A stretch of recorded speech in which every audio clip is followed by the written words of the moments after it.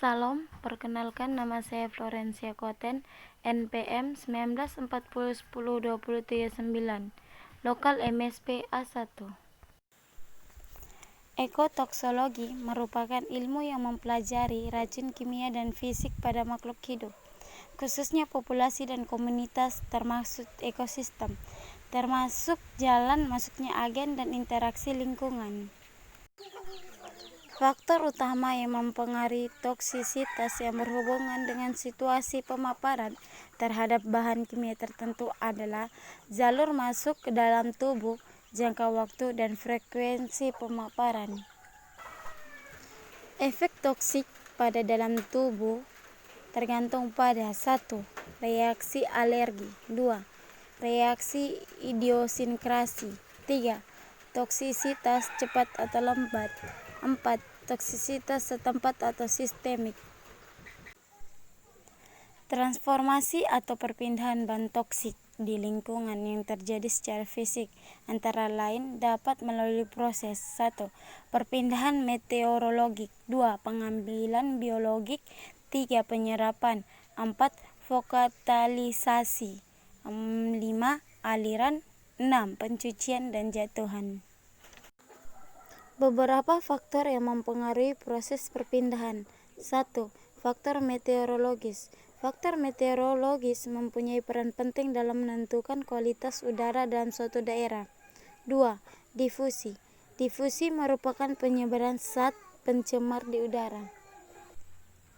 3. Diversi. Diversi merupakan proses diversi toksikan di atmosfer. 4. Persipitasi atau jatuhan merupakan peristiwa di mana terjadinya proses atmosfer seperti hujan ataupun salju, lapisan kabut, dan turbulensi. Proses interaksi zat toksik di air. 1. Penyerapan. Umumnya hanya bagian zat yang berada dalam bentuk terlarut terdispersi secara molekul yang dapat diaborsi. 2. Penguapan. Penguapan dalam proses interaksi zat toksikan dalam air dipengaruhi oleh dinamika ekosistem lingkungan. 3. Difusi. Laju difusi ditentukan oleh sifat-sifat tetap seperti berat molekul kontaminan, berat molekul air, suhu, vikositas, dan sifat-sifat dinamis dari bentangan, gradasi, dan konsentrasi bahan kimia. 4. Terbawa oleh massa air. Faktor berpengaruh terhadap konsentrasi, transportasi, transformasi, dan deposisi toksin di lingkungan perairan adalah 1. Sifat fisika kimia dari senyawa, 2. Sifat fisika kimia biologi dari ekosistem dan sumber dan laju input bahan kimia ke dalam ekosistem. Perpindahan bahan kimia, atmosfer, air, tanah, atau sedimen, dan rantai makanan saling berhubungan erat, di mana salah satu media mengalami tidak keseimbangan akan mempengaruhi komponen medium yang lainnya.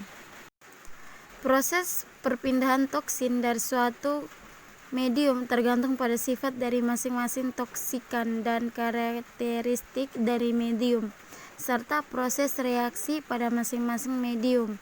Sifat dari toksin meliputi sifat fisika, kimia, dan biologis. Ribuan jenis bahan pencemar terlepas ke lingkungan laut akibat aktivitas manusia. Karakteristik air dan organisme dapat mempengaruhi toksisitas pencemar tersebut.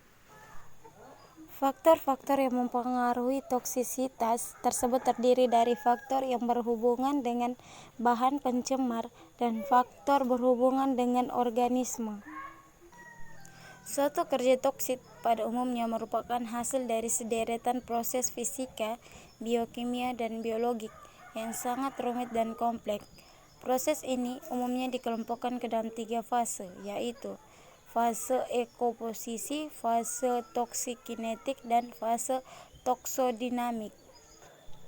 Fase eksposisi terjadi kontak atau penjajanan atau paparan organisme oleh toksikan dapat melalui kulit, saluran pernapasan, saluran cerna, dan injeksi.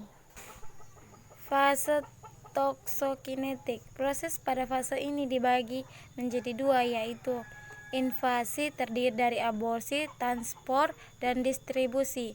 2. Evensi juga dikenal dengan eliminasi. Fase toksidinamik. Konsentrasi suatu tokon atau obat pada tempat kerja tepat sasaran umumnya menemukan kekuatan efek biologi yang dihasilkan.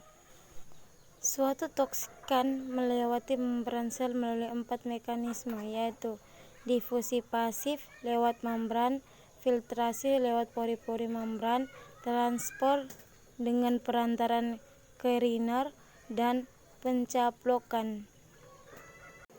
Pada mekanisme terakhir ini, sel berperan aktif dalam transfer toksin lewat membrannya. Difusi pasif. Sebagian besar toksin melewati membran sel secara difusi pasif sederhana. Laju difusi berhubungan laju dengan perbedaan kadar yang dibatasi oleh membran itu dan daya larutnya dalam lipid. Filtrasi. Membran kapiler dan glomeruli mempunyai pori-pori yang relatif besar. Hal ini memungkinkan lewatnya molekul-molekul yang lebih besar pula. Aliran air lewat pori-pori ini terjadi karena tekanan hidrostatik dan atau osmotik dan dapat tertindak sebagai pembawa toksikan. Transport dengan perantaran carrier. Proses ini melibatkan pembentukan kompleks zat kimia dan carrier makromolekuler di suatu sisi membran. Kompleks ini lalu berdifusi di sisi lain tempat zat kimia itu dilepaskan. Sesudah itu carrier ke permukaan semula untuk mengulangi proses transport. Pencamplokan oleh sel. Partikel-partikel dapat ditelan oleh sel. Bila partikel itu benda padat, proses disebut sebagai fagositosis, dan bila cair disebut sebagai pinositosis. Sistem transport khususnya semacam ini mungkin untuk lebih penting menghilangkan partikel dari alveoli dan menghilangkan racun tertentu dari darah oleh sistem retikulodendrial.